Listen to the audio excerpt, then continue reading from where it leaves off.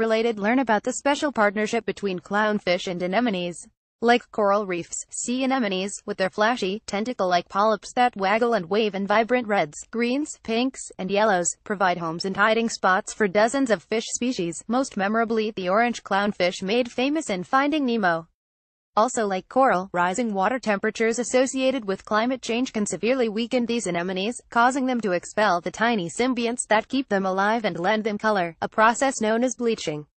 That, it turns out, is just where trouble starts. When anemones bleach, Nemo and pals get stressed out and simply stop laying eggs, according to new research published Tuesday in the journal Nature Communications. And scientists suspect that pattern may hold for untold numbers of other fish nurtured by either corals or anemones. In other words, the mere stress associated with bleaching may be enough by itself to drive down many fish populations. And, of course, bleaching no longer happens by itself. A number of fish species rely on anemones for protection and food scraps. But that relationship could be in danger. Photograph by James Forte, National Geographic. Creative scientists also working with baby clownfish already have shown that shifts in ocean chemistry as the seas absorb excess carbon dioxide, a process known as ocean acidification, can be unusually deadly. It scrambles juvenile fish's brains, hampering their ability to see, hear, and smell. All that causes confusion, often leading them to swim toward, rather than away from, predators. The end result, they die far more often.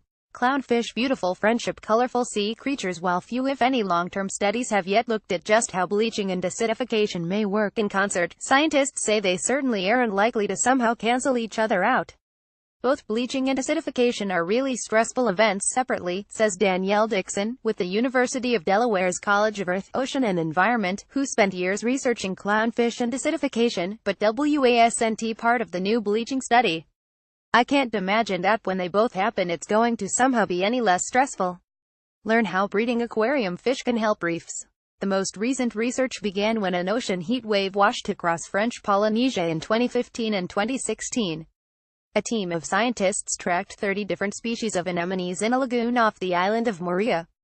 That warmth didn't just cripple corals.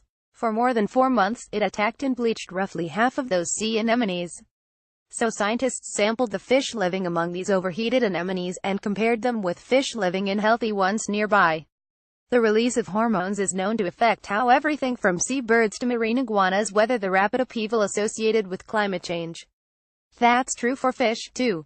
The team found that the creatures associated with bleached anemones were chronically stressed, showing high levels of cortisol in their blood, says study co-author Suzanne Mills, with the Center for Insular Research and Observatory of the Environment in French Polynesia. Reproductive hormones dropped in both males and females. Fish pairs from bleached anemones spawned less and ultimately produced far fewer viable young. That could have long-term implications that could ripple through entire marine systems. The cascading effects of bleaching at the community and ecosystem levels will, and may have already, played an important role in population impacts, Mills says. Mills and her co-authors figured out that of 464 coastal fish species in French Polynesia, 56, about 12%, depend on species susceptible to bleaching for food or shelter from predators.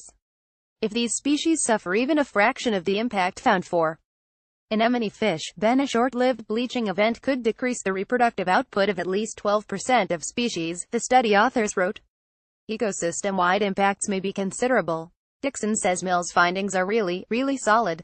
And while they may not be terribly surprising to marine scientists, it should be an eye-opener for the public. And, of course, that's only one part of the equation. Unfortunately, we're never going to have a world where the oceans are acidifying but not warming, Dixon says. And all of the data suggests that won't be good.